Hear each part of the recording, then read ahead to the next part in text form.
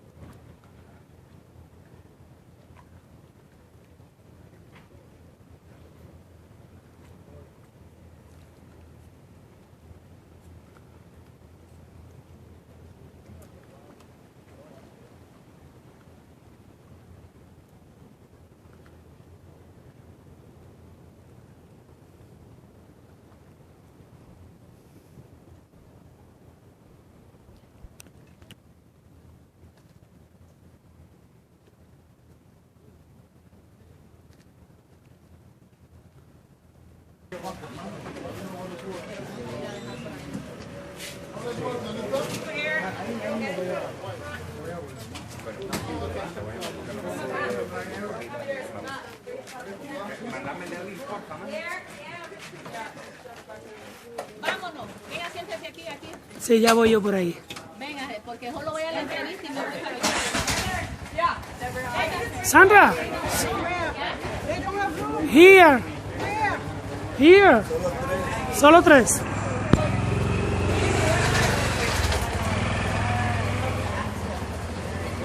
No, we go. Okay. I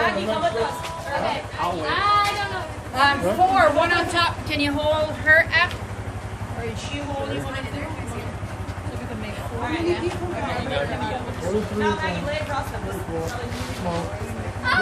They're coming back. We can hold off. Come on, baby. All the family! ¡Familia! Okay. Bye. Bye.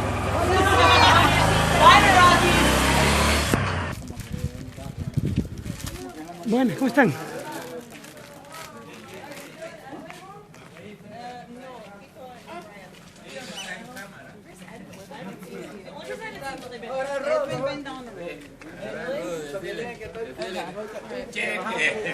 Está bueno, está bueno.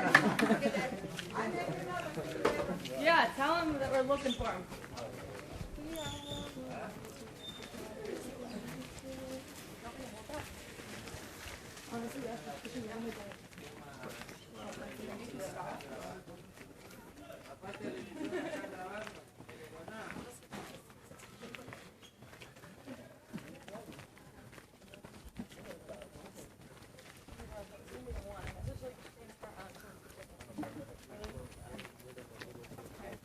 Strawberry from the cheesecake. Because that's like $1,000. You don't have it with you right now? It did take some stuff out of my bag. But if you don't have it right now, I can send it.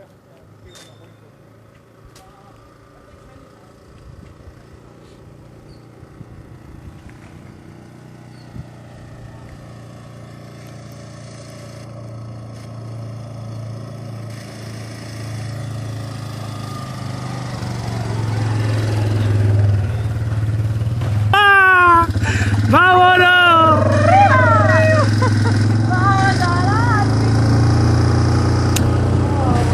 Oh, this breeze here. Let's give you a little. Open your eyes. Don't worry. Straight, straight. ¡Tú crazy! Right up the head. Okay, up to the straight. Blinkers on. Are still cool. Uy, ah.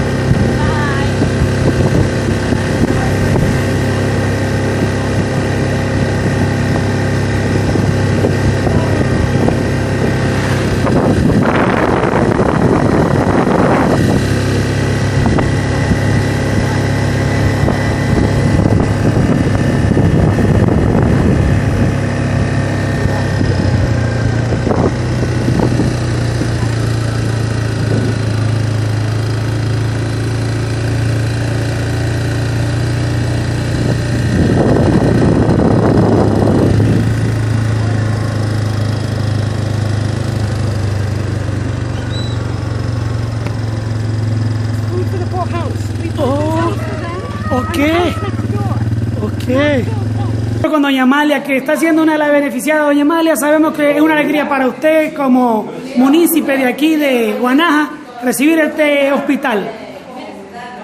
Pues yo le doy gracias a Dios porque por medio de Mateo, Sí, sí. que le pedimos que nos hiciera un hospital aquí en Mangrove Bay, porque en este lugar no teníamos nada, simplemente un centro de salud, a ver que todo podía dar algo para calenturas, algo así, pero con este hospital que tenemos, probablemente más adelante podemos tener operaciones que a veces no tendríamos que ir a la Ceiba. Solamente venimos acá y aquí emergencias, todo eso nos podría ayudar. Y yo le doy gracias A Food for the Poor. Food for the Poor por lo que están haciendo por nosotros en esta comunidad. ¿Y usted, señora, cómo se siente? Cuénteme, de que hay una clínica para ustedes aquí. Yo me siento muy alegre, a pesar que no vivo aquí, pero me siento alegre de que este pueblo ya está avanzando y es algo muy bonito y es una emergencia, pues ya tenemos el hospital aquí en Mangrove Bay. Señor Mateo y su familia que han venido a ser parte de los donantes con Food for the Poor para esta clínica en Guanaja. Cuénteme, Mateo, ¿cómo se siente? Hello, everybody. This is a great day in the lives of the people of Guanaja and a great day in the lives of the Naraki family, knowing that we have the ability to have such a profound impact on a lot of people's lives. This is a very overwhelming to look at a hospital that was just in theory 4 years ago. It was just an idea that the people of Guanaja needed a hospital, and I just heeded the calling from God to say, we'll put up a hospital. And here we are, probably 4 years later, Sandra, would you say? Yes. 4 years later, and the hospital is just magnificent. I do like to acknowledge that there was a lot of hands that were involved in this hospital. It wasn't just the Naraki family. It was Food for the Poor. It was Cepudo. It was Project Cure. It was a combination of a lot of people coming together to make such a impact on this island and for the people of Guanaja. It was just overwhelming that something like this was not only needed for such a long time, but it became a reality. And we can tell by the people of Guanaja that they are just over appreciative of the building of the hospital and to let us know that was so sorely needed. ¿Piensa usted seguir apoyando a la comunidad de Guanaja? Do you hope to continue helping the people of Guanaja? Yeah, so far we put up 3 or 4 homes. We put up this hospital in conjunction with Food for the Poor. But we usually see the needs. Sandra here gives us needs, like the soy milk is already accomplished. But we see it's a needs-based program, and we see what the needs are. But we believe that Guanaja had been overlooked for many years.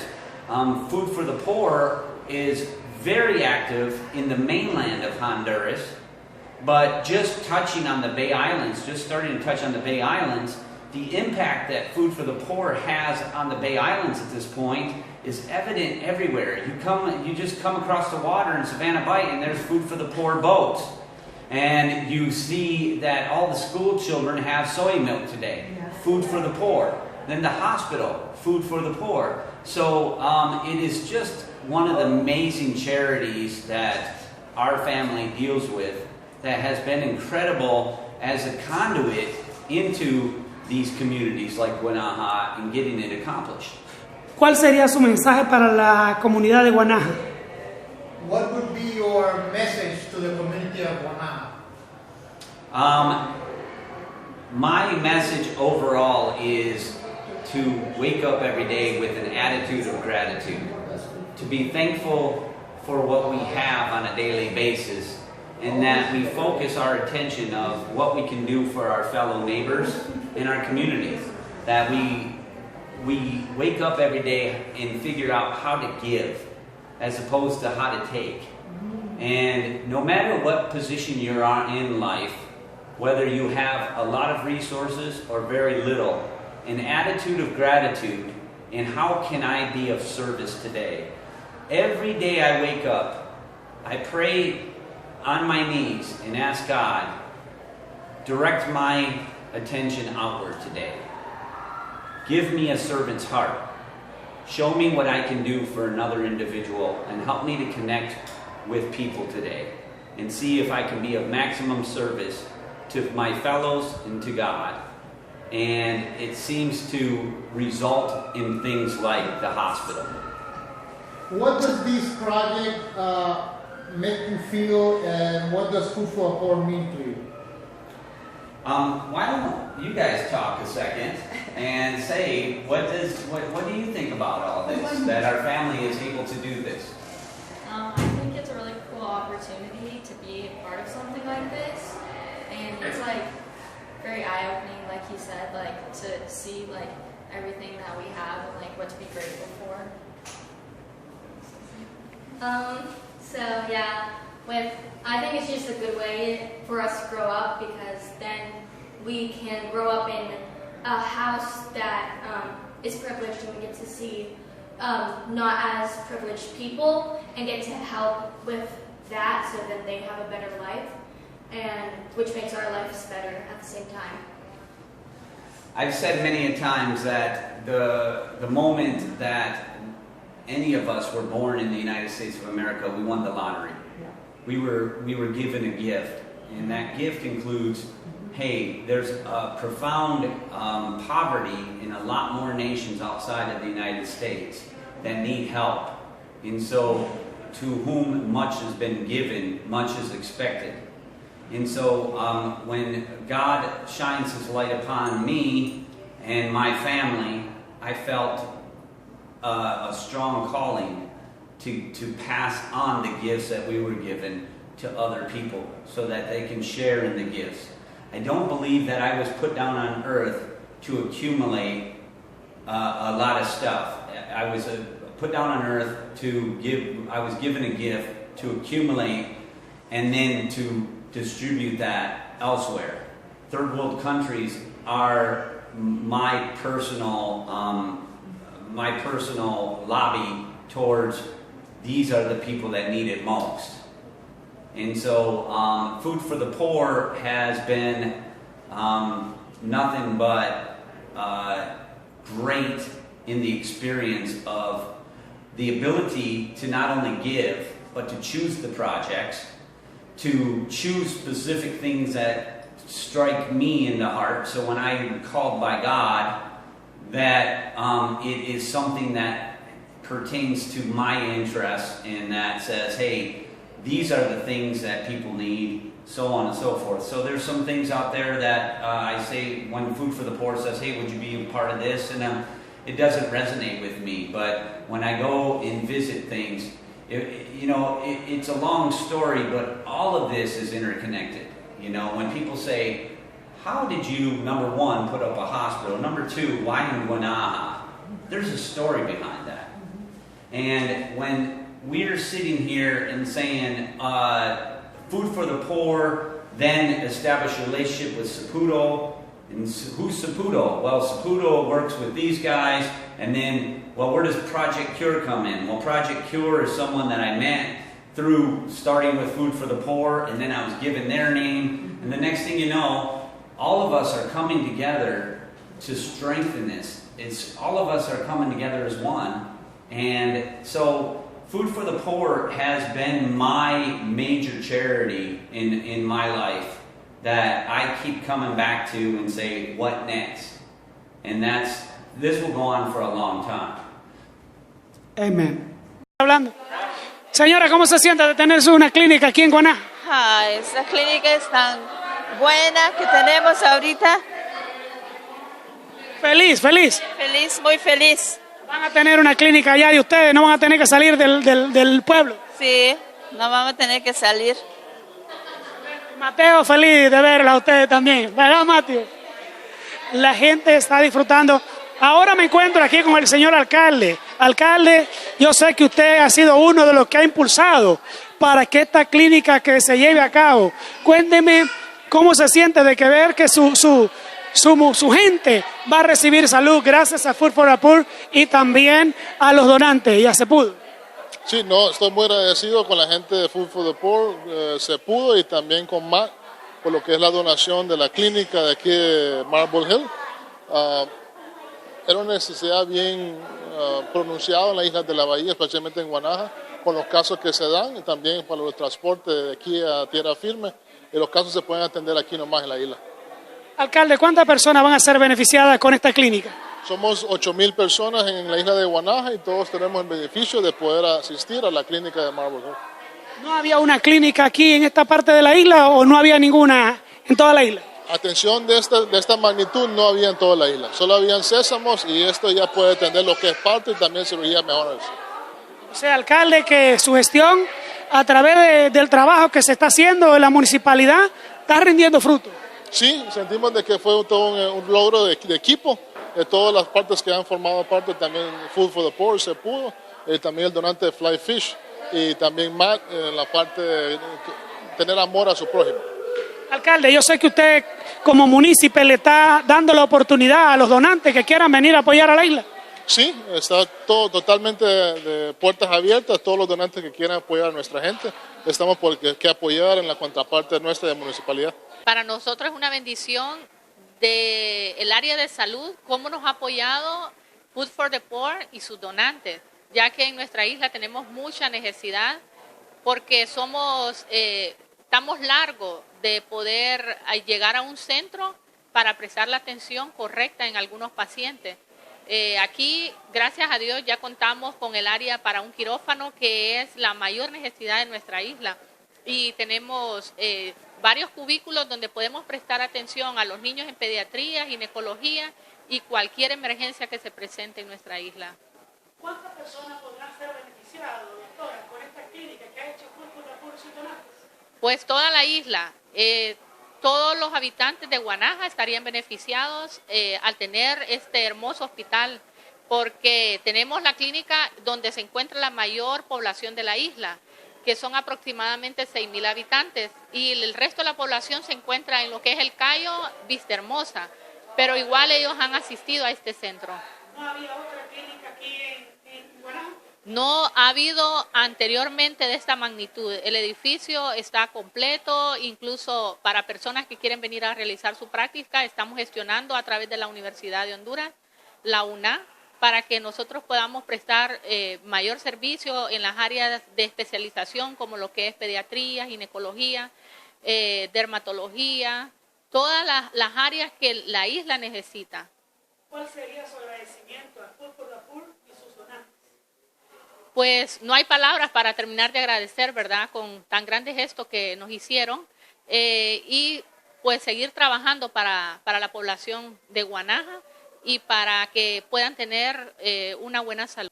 Today we are here in Guanaja for the dedication of the Guanaja Clinic St. Camillus. This project was successfully done by several donors of Food for the Poor, including Matt Narocki and friends, as well as Mel Kay. And I invite you now to come with me and to see the clinic.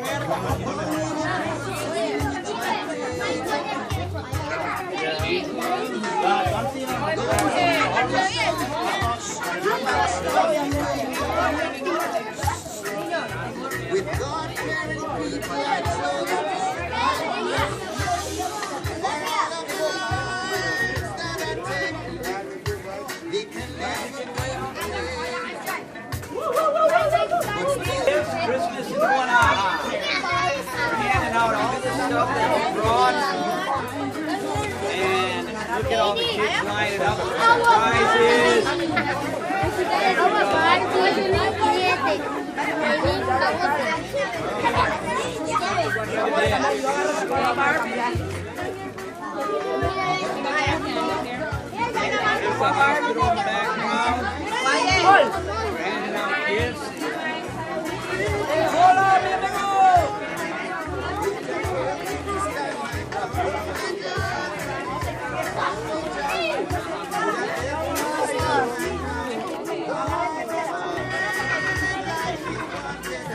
Olivia, jade.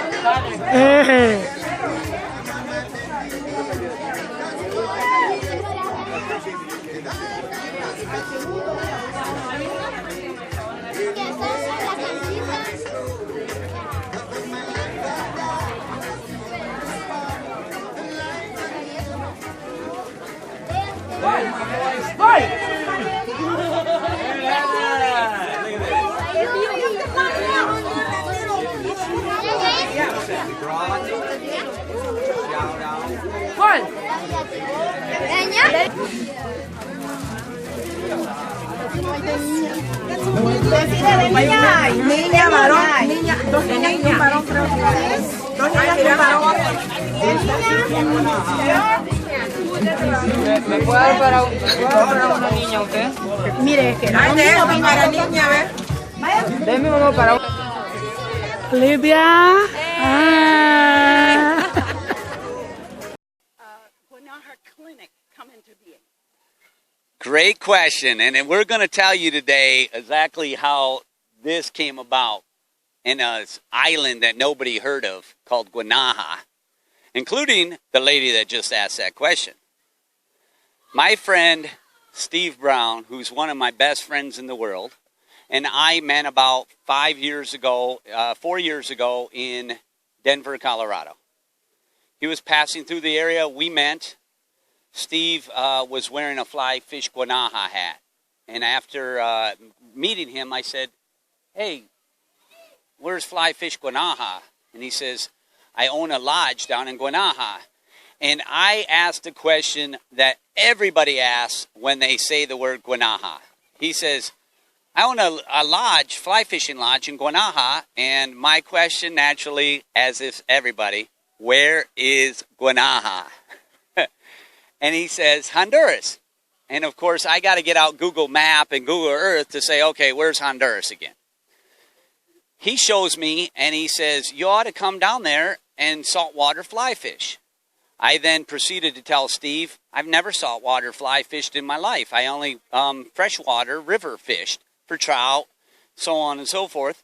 But I was always curious about coming down to some place to go saltwater fly fishing. Now, Steve is not only a good friend, but he's a heck of a salesman, too. And he convinces me that the best place in the world, after he tells a story, that he's traveled everywhere in the Caribbean. He's went to every country and every nook and cranny, and he found this place called Guanaja. And it has these giant palometas, permit, and it has tarpon, and it has bonefish all over. And to a point where he says, you have to come down and experience this fishery. And so he convinces me to bring a couple buddies and come down here to go fly fishing for a week. Now, what Steve doesn't know is that I am what they consider a major donor to this organization called Food for the Poor. And before this, our family put up a school in Jamaica, built several homes for the people of Jamaica, and we were starting to do projects elsewhere in other countries. And Sandra, who is Sandra Kasky for Food for the Poor, is a great woman in my life, and she would work with me on projects. She has no idea that I'm down in the middle of Honduras on an island called Guanaja while I'm down here about 4 years ago. So I visit here, and while I'm here, I'm always keeping my eyes and ears open to what God is speaking to me. And so through the course of the week, there was a lot of what they'd call weird experiences that I kept getting, which I call divinity. And that is, I'm talking to Steve's main guide, Rankin, and I start talking to him about his life. And I say, hey, tell me about your family. And he says he has 3 boys, and they all have sickle cell anemia. And I said, so, well, my God, man, do you have a medical clinic here? And he says, no, we have to get in a boat a couple times a month and cross the ocean to La Ceiba. Later on, I'm meeting with another person, and they said, be careful, don't get bit by a shark or don't get caught on coral. We have no medical facilities here. That starts leading me to more questions. How many people are on this island? 8,000 people, or isn't it? 8,000. And so I'm like, wait a minute, you guys have no medical services. That starts giving me more questions. What do your women do when they're pregnant? They have to go over. Now imagine this, a woman that's pregnant on an island, that in order for her not to have a risky pregnancy, she has to go over a month ahead of time before she's due to a place that she can't afford. Like, good luck trying to find some place to stay in La Ceiba. And I started going, wow, God's really speaking through me. You know, that this place needs medical. So last night that I'm visiting the fly fish Guanaja, I say to Steve, has no one ever attempted to put up a medical facility, a medical clinic? And he said that they had attempted. He had a couple investors, but it fell through. And I said, so you're at nowhere? He says, no, we're at zero. And I remember this clearly. I looked at Steve and I said, when I leave here, I'm going to put up a medical clinic or a hospital. And Steve looked at me like I was crazy. He looked at me and like, who are you? And how can you say such a thing? He says, you have to understand that there's a lot of things involved in putting up in an island like this. Not only politics, but local ordinances, so on and so forth, the investment. He said, I don't see how you're able to do that. Well, he didn't know that I have Food for the Poor in the background or Sandra in the background. So I said, just trust me on this. And Steve's like, well, good luck. And I went home, and I remember the day I got home from Guanaja, I got on the phone with my Food for the Poor liaison, Sandra, who is my angel. And I said, Sandra, these people of Guanaja need a hospital. We need to put up a hospital. Sandra says the exact same thing. And guess what that was? Where is Guanaja? And I said, it's in Honduras. Now, for those that don't know, Food for the Poor are in 19 Caribbean countries. They are active in the mainland of Honduras. They just weren't that active in the Bay Islands of Utila and Roatan and Guanaja. So she had she was well versed in Honduras, but she didn't know the Bay Island of Guanaja. And I said, these people need help. These people need medical. These people need a lot of things. And they're great, wonderful people. These are some of the most beautiful people on earth. The souls, the alma fuertes, the strong souls. And so I said, we need to help these people. And so she came back and said, this is what it's going to require. And it started out as a small medical clinic. And that's what we thought we were getting into. We thought we were getting into, I'm picturing like maybe a one-room, cut that thing out, one-room medical facility. And so it starts out that way. And I said to Steve, hey, listen, we're going to come back and we're going to open this hospital. We're going to do the groundbreaking ceremony. And that was what, 2 years ago? So about 2 years ago, we do the groundbreaking ceremony. Now Steve's looking at me like, hey, man, you're serious. This is going to happen. And I said, Steve, I want Fly Fish Guanaja to be a part of this hospital. I want your name on the hospital. And I said, how about if my family comes down and you guys just put us up for a nice week in a lodge? And without hesitation, Steve's like, by all means, if I can help the people of Guanaja, let's do this. And so Fly Fish Guanaja, fully on board. It took Steve 1 second to say, sure, I don't care. Let's do that, and I'll put your family up all week. So we came down here, and we opened the hospital, and we did the first shovel in the ground here. And then Spurgeon gave us the news. Spurgeon says, I don't think a medical clinic is going to do it. We need to go a lot bigger than that. So I think it went from maybe 300 square feet to 3,000, 4,000, 5,000 square feet. I can't believe how big this is. So as I'm picturing a cinder block, one-room hospital or clinic, soon became this facility that we're looking at today, all over the place. And on this sign it says the Naraki family, but it also says Food for the Poor. It says Fly Fish Guanaja. It says Cepudo. And one of the other organizations that I later came about was Project Cure out of Denver, Colorado. If I could tell you every story about how the synergy worked out, how I met all these other nonprofits. For example, Project Cure is in the business of providing medical equipment and medical supplies to third world countries. It's an incredible story how that organization was brought about. But if I can tell you how divinity and God works real quick, not only did I run into Steve, and I think a lot of people on the island of Guanaja know this, but without Steve Brown bringing guys like me down to Guanaja to fly fish, and I'm going to give a big shout out to fly fishing itself, the sport of fly fishing. Without fly fishing, there's no Steve Brown. Without Steve Brown, there's no Fly Fish Guanaja. Without Fly Fish Guanaja, there's no hospital. This man's responsible for this hospital. And it's amazing that Steve brings me down and I get a calling to do something bigger. And then when I get back to Denver, and I'm starting to wonder, how are they going to find doctors? How are they going to find medical supplies? How are they going to, after the structure, all I know is that I was going to provide funds to put up the structure, but how do they put in hospital beds and so on and so forth? Well, one day I'm sitting in a barbershop in Denver, and someone says, hey, I hear that you're building a hospital in a third world country. I said, yeah. He goes, you ought to talk to Doug Jackson, the CEO of Project Cure. I blew it off.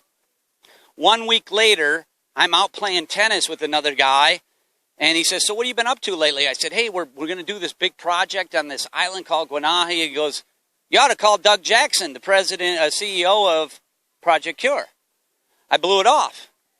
And then 1 week later, I'm with another guy that does, he has medical clinics in Denver for the immigrant community, and Jim Garcia, and finally Jim says, hey, you ought to call, and I'm like, Doug Jackson from Project Cure? He says, yes. So the next day I made a phone call to Project Cure.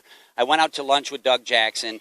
He explained to me that they provide shipping containers worth $600,000 worth of medical equipment for a small charge of shipping it over here. Food for the Poor, I called Sandra and said, do you guys work with Project Cure? And her answer was, oh my God, we just started working with them on another project. So the synergy of this coming together. I come over here, I'm introduced to Cepudo. Cepudo is the liaison to Food for the Poor. So there's a lot of nonprofits that are at play on this hospital. Not only are nonprofits at play, but so is Fly Fish Guanaja. And then my buddy Steve went out and he started this organization called Fish for Change. Now this is our newest nonprofit organization.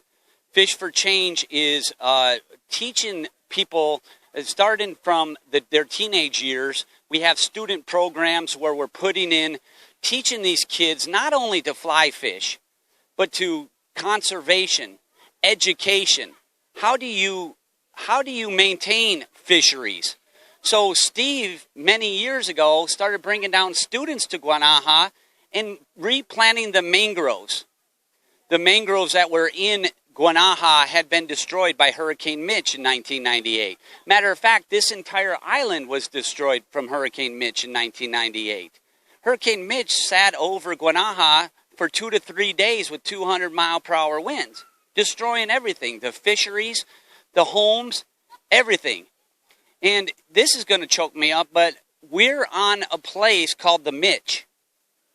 And this is, this place is renowned for Hurricane Mitch in 1998. That's why this is called the Mitch, because this is where all the people went for the sanctuary. And this is where they're going to go today for the sanctuary. This is the Mitch. This is where the gathering spot, and where this place saved many lives in 1998. And 21 years later, it's going to be a place where it saves many lives again, too. And so I want to have Steve say something in a minute. Thanks, Matt. Said everything I was going to say. No, See that? Kidding. No, it's been an amazing experience being here in Guanaja. I've been here 13 years, and I've been blessed to bring a lot of friends and people from the United States and from around the world to come and enjoy this amazing paradise. We've been mostly the only tourists here the whole time. There's a little bit of diving, but the island is, doesn't have a lot of industry and economy. but they're the happiest people that we've met, and so we stayed. And Matt told the story perfectly. You know, what we've had over the years is people see this same need and say they wanted to help, and say that, oh, we can tell this place needs a hospital, and they know what they can afford, and they know they could do it, and then they would talk about it. And this is the first time that anybody ever followed through, and I still can't believe it. This hospital has already served many people. It's already had 200 visitors. When we were here opening the doors just to mop it, there was an emergency that came in where everybody that was there was all of a sudden saving somebody's life. And, you know, fly fishing, tourism, all of that is what keeps a lot of the Caribbean going. But projects like these are even more important. You know, Fly Fish Guanaja employs a good handful of people that helps a good handful of others. But I could never help, you know, the whole island the way I've wanted to until Matt came and teamed up with all of these organizations and gave us all an opportunity to make an impact that helps every single person on the island. And that makes just me feel so great about the time that we've had in Guanaja, and it's really our best and greatest accomplishment. It's also unprecedented move in the fly fishing industry, really in any tourist industry. I don't know of any other fly fisherman in the world that has gone to a place on a fishing trip and seen such a great need and answered it. You know, like Matt likes to say, a lot of guys bring that extra $100 to tip really big and think that that's going to change the world there. But, you know, really to come down and see this need and to make it happen is unprecedented. So what we want is just to be an example for all those other travelers that get to see the world and come to beautiful places like this. It's what you could do is just unbelievable. And this is now the example. This is our Fish for Change hero right here. So thanks, Matt.